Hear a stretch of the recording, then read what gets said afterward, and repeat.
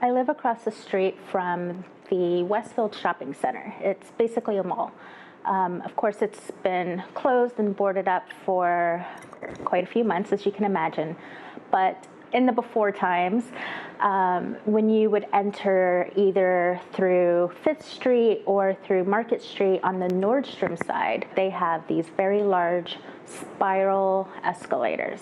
First of all, if you're actually on the escalators, it's kind of nice to look up and see.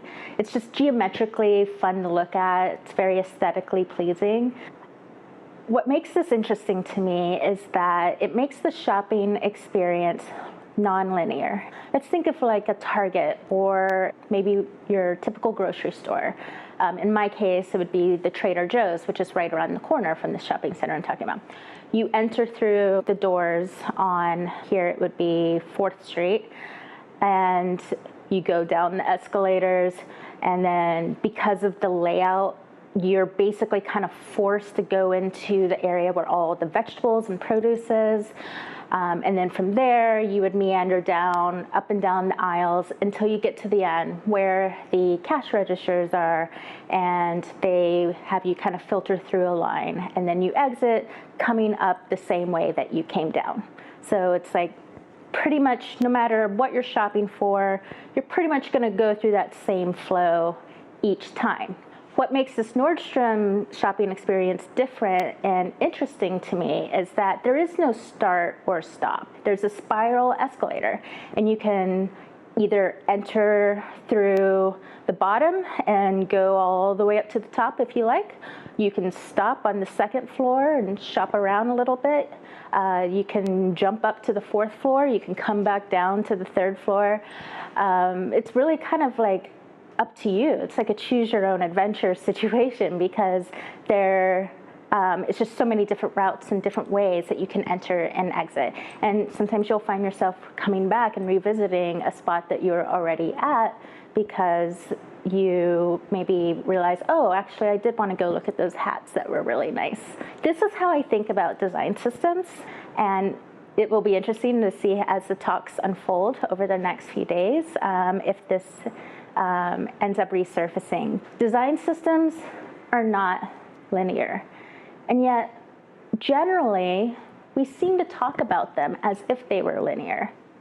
We might think about the first phase, which is your planning and your research, the people that you talk to, all the stakeholders that you interview, the inventories that you run to kind of assess what the situation is, all the initial groundwork that goes into play before you start diving in.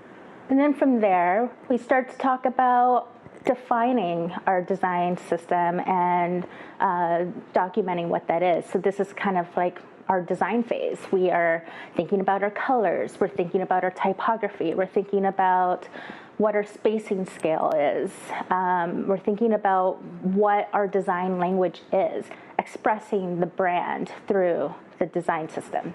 And then we talk about building and distributing. So this could be everything from making the markup semantic, hopefully, and accessible, hopefully, and performant, hopefully.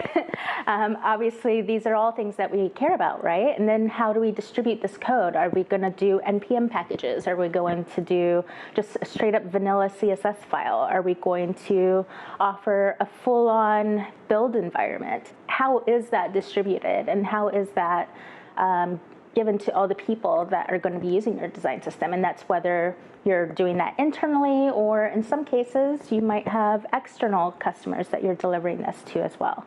This is usually common for larger companies like Salesforce and Google. And then we get to maintaining, how do we talk about deprecation and iteration and keeping the design system alive?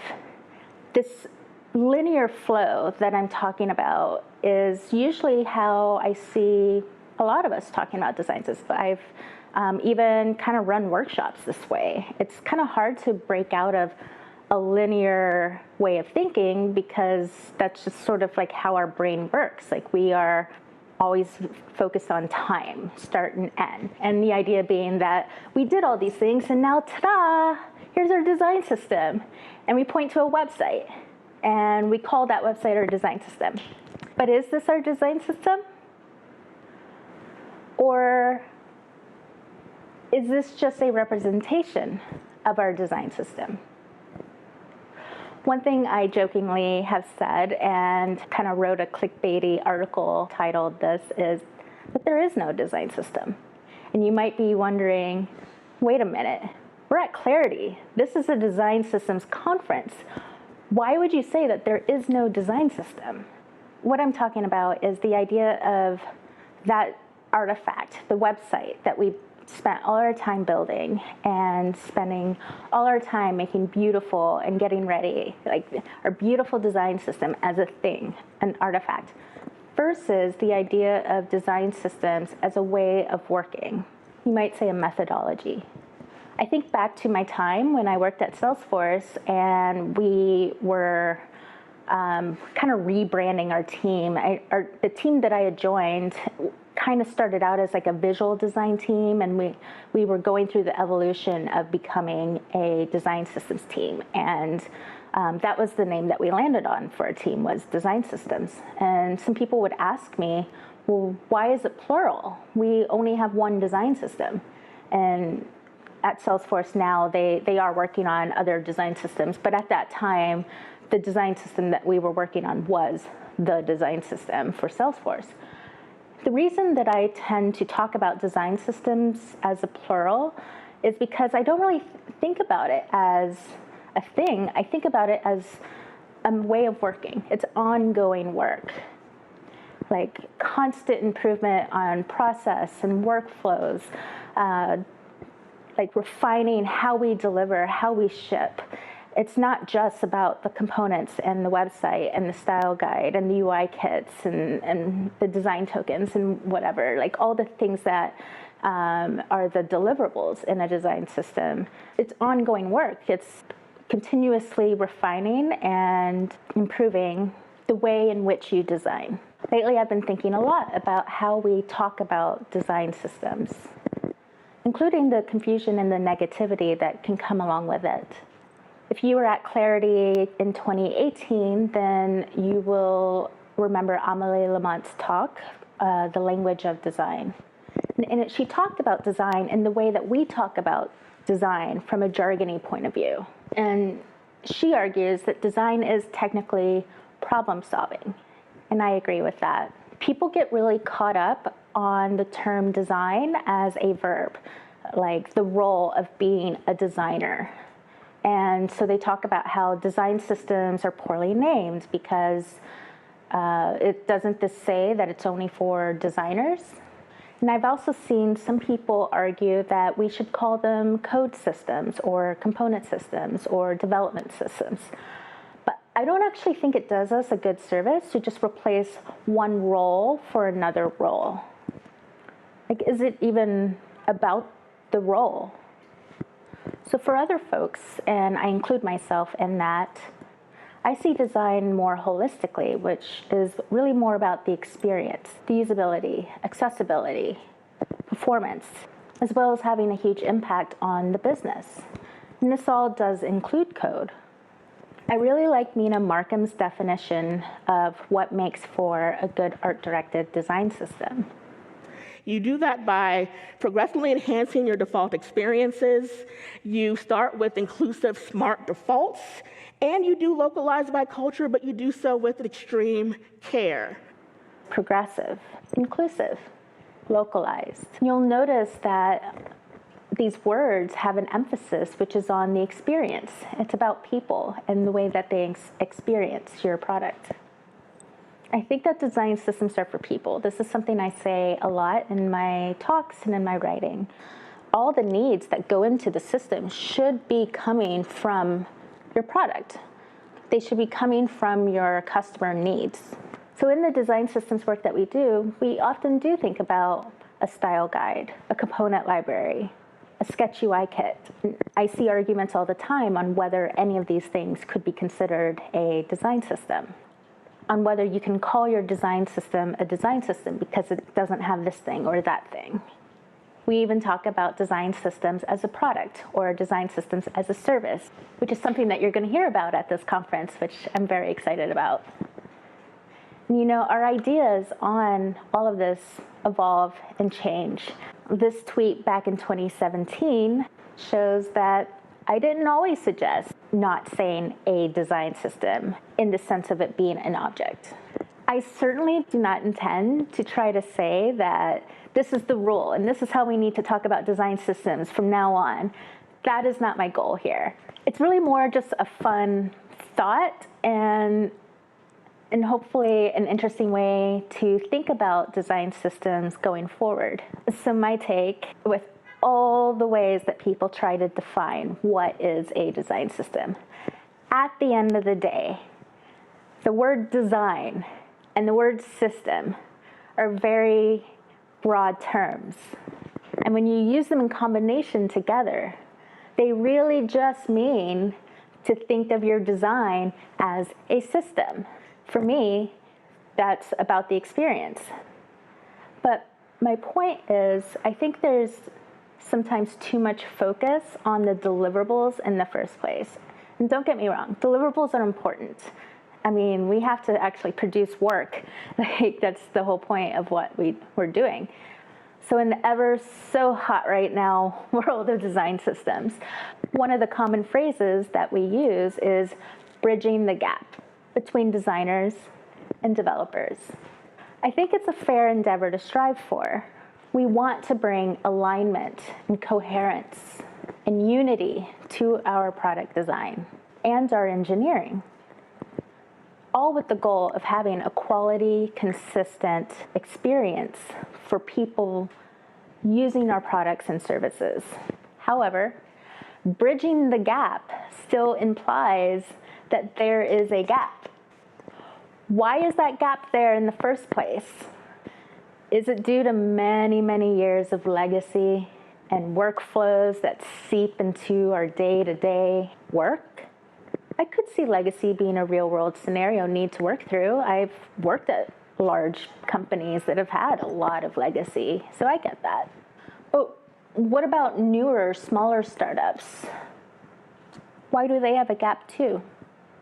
As a design systems practitioner, enthusiast, advocate, I'm always seeking ways to improve the people side of our work.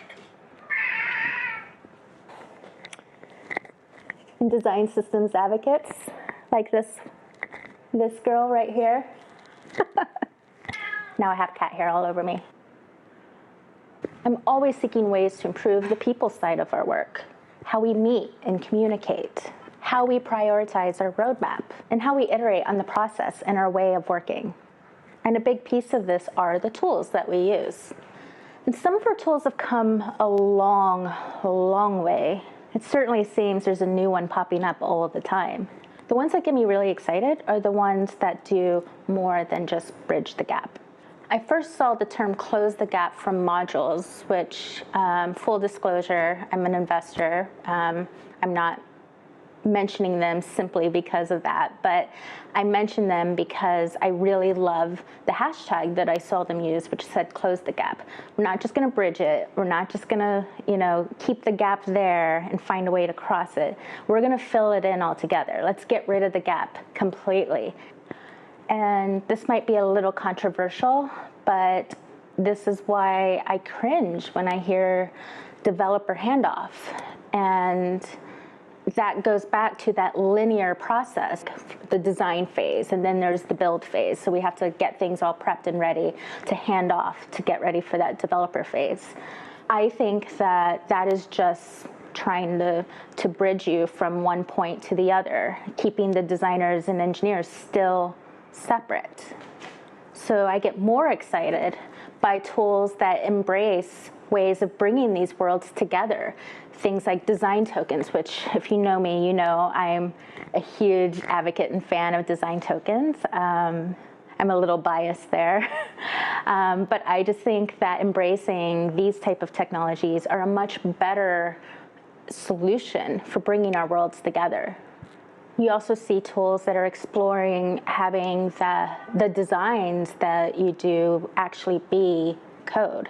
And I'm not talking about like the old days where we used to talk about WYSIWYG editors. In other words, what you see is what you get. We kind of wanted to get away from that world because we didn't trust the output that those tools were generating. But times have changed, and a lot of the design tools that are exploring doing coded components actually are doing a lot of work to ensure that the code is accessible and performant and semantic. And so I think we can kind of embrace that. I also get excited by some of the features I've been seeing in assistant-like features where the tool almost becomes like a linter and can suggest ways to improve your designs or get better consistency, or even validating for accessible rules. And it's not just our design tools. Our engineering tools are advancing more and more as well. So it really does feel like design and engineering are coming closer and closer together. I think that's really cool and exciting. Another area that I am very excited about is a movement called no code. And there's like a rise in visual development. And it's not just developing, like you can do other things with no code tools, like basically run an entire business. But there is a lot of work being done in the space of making development more accessible for more people. The tool that I worked on when I was at Amazon finally launched last month. Yeah, and it's a way of building apps using no code. Last year, I used a tool called Glide for clarity, which was an app that was generated from a spreadsheet, very similar to the type of work that I was doing at Amazon. And you got website builders like Webflow, there's also Wix, you got Squarespace, and then of course all the automation things like Zapier and if this and that. But don't get me wrong. No code shouldn't be a scary thing. No code doesn't mean no coders. I still love writing code. I love when I see designers code, and I enjoy working closely with engineers. I'm not saying we shouldn't code at all, but I'm excited to see us move away from a slower throw your design over the wall process. I want to see more people able to ship and build products, to make things without the requirement to code. And it'll also be nice to get away from the tired argument, should designers code? Let's all move toward what can we make together? And if we can get to a point where we don't need to bridge or close any gaps because those gaps just aren't there in the first place, well, that's a world I'd like to be in. In what ways can we improve our collaboration? What ways can we remove any proverbial gaps and have more meaningful conversations about the work that we do? Reviewing, advising, mentoring, organizing, coordinating, triaging, educating, supporting. That's a lot of invisible design systems work right there. And I use invisible here to mean that they're sometimes not direct, tangible outputs, but it does affect the end user product experience. Amelie Lamont said in her talk I mentioned earlier, Language of Design, that designed objects are the fruit of invisible systems. Kim Williams had a talk as well called Start with Your Brand Purpose, and she said, so design systems are built with love. So love needs to actually start internally before it can be felt externally. With design systems, it's a marathon and not a sprint, that this is a long game. We support everyone through change. How do you really, really build those relationships up? Through empathy. And the onus is on us to educate, to facilitate, to help others understand, to speak the language, to be that bridge, to be that connector, to be that catalyst for our companies. Building love is everyone's responsibility. The best design systems teams are not just hybrid teams. They're also teams that work together and support each other really well, thus producing amazing user-centered work. A shining example of this way of thinking about design systems is Encore from Spotify. What's different about Encore is it isn't a single monolithic thing. It's not one website that is dictating all the design across Spotify. It's a framework that brings Spotify's various products and experiences together under one brand, a system of systems. It focuses on the needs across multiple systems that are connected through the brand. Design tokens obviously help with this. Needless to say, I'm a fan. When I hear design systems, I don't think about websites or UI kits. I think about communities. And I'm not just talking about the communities like this one that we're in now at Clarity, but like even in your companies, when you're working on design systems, you are building community. This involves shared language and nomenclature, a shared vocabulary, and aligned purpose, all leading to better, closer collaboration. It doesn't have to be a style police situation. I admit I very much dislike the word governance. This should be a shared joint effort, working together to share the ownership of design systems work together. Avoid silos. Hybrids have a place in design systems. We have a home. There's no need to bucket people to only focus on design or only focus on development. Let people shine by letting them use their diverse range of skills. It's amazing to have hybrid skill sets on the team.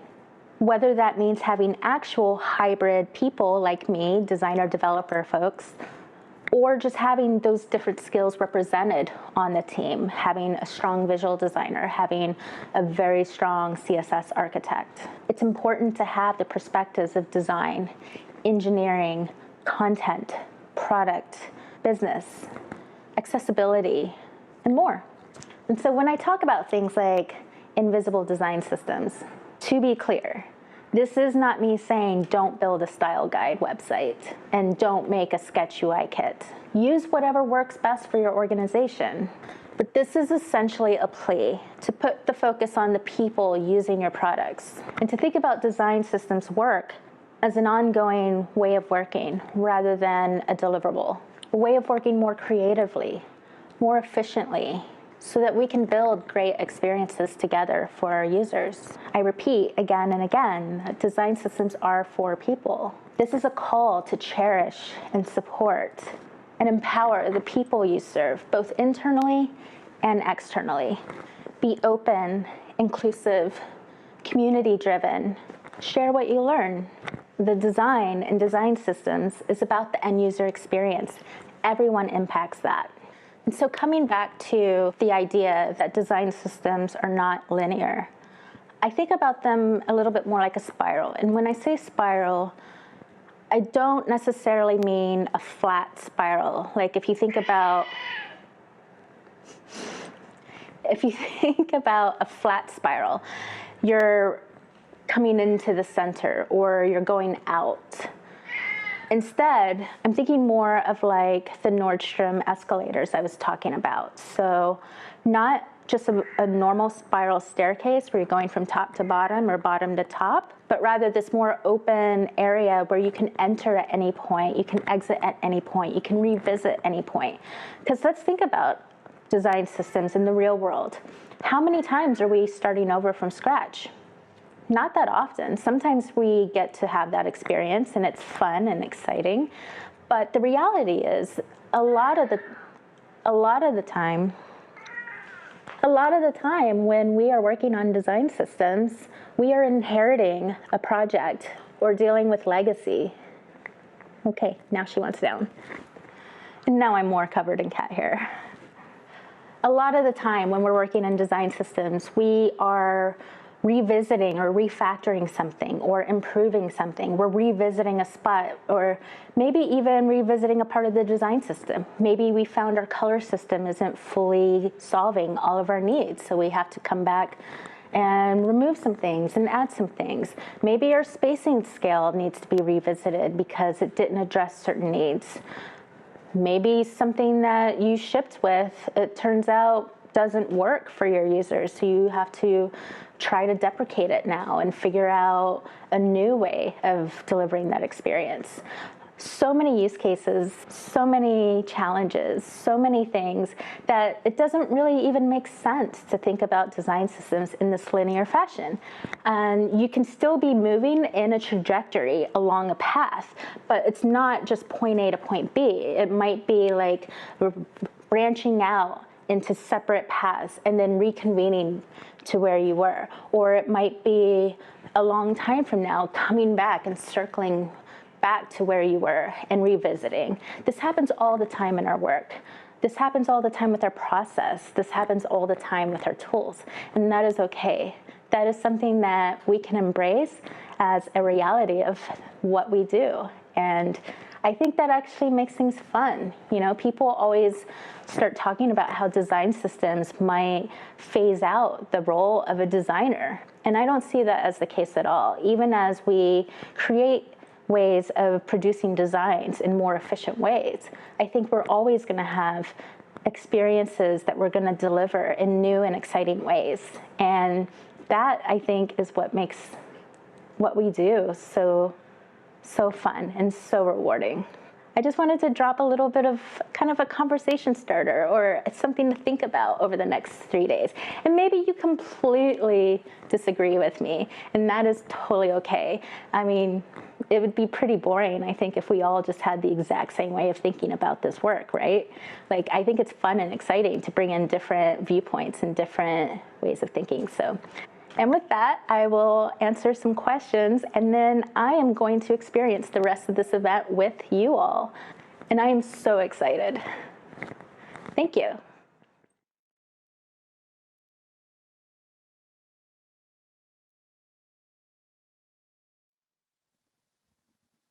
Holy moly, Jina. What a way to start this event.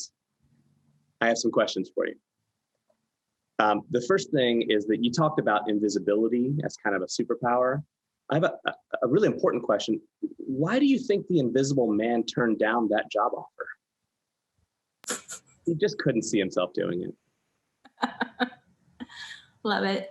All right. On a more serious note, one thing that amazes me about the work that you do and the talks that you give, and that is that I think that you're a bit of a prophet, right? So years ago, you predicted design systems, even though we didn't call it that, right? We were talking about style guides and libraries and things like that. And you were doing that work a long time ago before it kind of caught on as the hotness that design systems are now. And then in the last few years, you've been talking about this idea of system of systems, which you kind of mentioned in your talk. And then, you know, lo and behold, the Spotify Encore system, they come out and they say, like, this is how we have handled this design problem that we had. So my question for you is, how do you do that? Like, do you just have your finger on the pulse of the industry so much and so well that you kind of know what's coming? Or, you know, do you have like, how do you just kind of keep up with what's going on, and how do you know kind of what's coming next? Wow, that's a lot of pressure. I don't know. I think it's just because I'm doing the work, and I'm, like I said in my welcome, I'm a practitioner like all of you, and it's just, I see what we're working on, and I know my problem or pain points, and most people are probably going through the same thing. So yeah. By the way, I don't know if I was on camera when I was yelling this way. Somebody's ringing my doorbell right now, and I'm just like, I'm busy. Hey, tell them Clarity's going on. It'll be totally fine. I'll give them a call. No problem. Okay. I guess on that same line then, what are some of the pain points that you're seeing in your work right now? So in some of the work that you're doing in the consulting or the advising, or even in the tool making, what do you see in your work that is painful for teams or for you or for any of the stuff that you're kind of doing? I am so sorry. He was yelling at me when to come back. Can you repeat the question? Yeah, totally. What are some of the pain points that you're seeing in your work right now? You mentioned, like, as a practitioner, you get to see and experience with teams and on your own some of the things that are pain points. So is there something that you're seeing in your work right now that you're like, I think this is going to be a problem for other folks coming up too? I think like one of the ongoing things that people are still like trying to figure out, and Alex had a great workshop on this yesterday, but it's like getting all the rest of the organization bought in. I think for the most part, as an industry collectively, we've kind of all been bought in, but there's still a lot of companies figuring it out and trying to convince the higher ups in the orgs that it's worth investing in. And design systems are an investment, and so that's definitely still a challenge. I also think what I've been seeing with some of the companies that I've been talking to is like sometimes they get defunded in a way where like they had a centralized team and now that team has been dispersed across different products. And I don't know if that's necessarily saying that's a success or a failure, but it's an interesting challenge that I've been seeing in some orgs. Yeah, God, it's so interesting that buy-in is still a problem, right? And it probably still will be a problem for a long time because that's a people problem. That's not like a tooling problem or so from the beginning of conversations around design systems, there are some problems that seem to be like, well, we figured out how to like architect components from like a front end code standpoint, but we haven't quite figured out how to get buy-in across an organization. That still persists to this day. So it's kind of interesting that still kind of lingers. I want to talk a little bit about the close the gap idea, because I think that's another pain point of design systems that will continue. Like tooling's not going to solve that. Even if you have the perfect design system or the perfect governance process or whatever, that's still going to be a problem of people not being able to work more closely together. How do you think it got that way? Like maybe you could talk a little bit about the history of what you've seen of like, why is there a gap in the first place?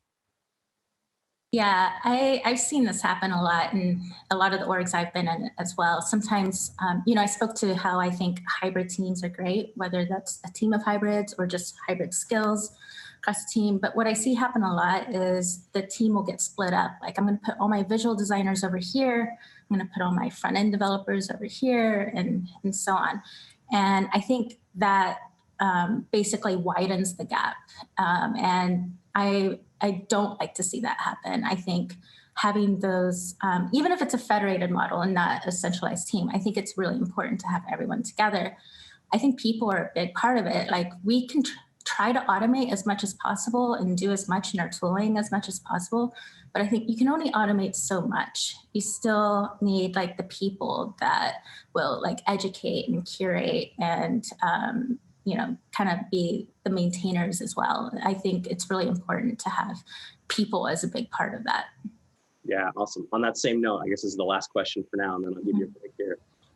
Could you tell us some stories about some successful ways that you've seen to kind of close that gap, rather than just bridging it? Like, what are some things that you've seen teams do really successfully to work together more closely, whether that's new tools or new processes or rituals or ceremony, whatever it is, maybe you can share a handful of those. Yeah, so another shout out for design tokens. I think from a tooling perspective, that helps. From a people perspective, I really am a big fan of having advisory boards. And when I say advisory board, it's not like this board is in charge of things and you have to listen to the board. Like it's really more of a learning experience. So anyone is invited to come. The way we did it at Salesforce is you would sign up for either a 15, 30 or hour time slot. And then we would talk about whether it was like you're trying to figure out if the current patterns that you're designing for are going to scale. Are they accessible? Are they legally compliant, secure, like all that stuff? Because that's a lot of other stuff we don't talk about as much, like security and compliance and privacy and like all that. So there's so many factors, localization, like lots of stuff. But like because it's a board and that information is distributed out, like we are all like learning collectively together. And we encourage people from engineering, people from product, people from design, like, all across the board to come to those. I think that's really important at any size, like whatever size your organization is, I think that helps.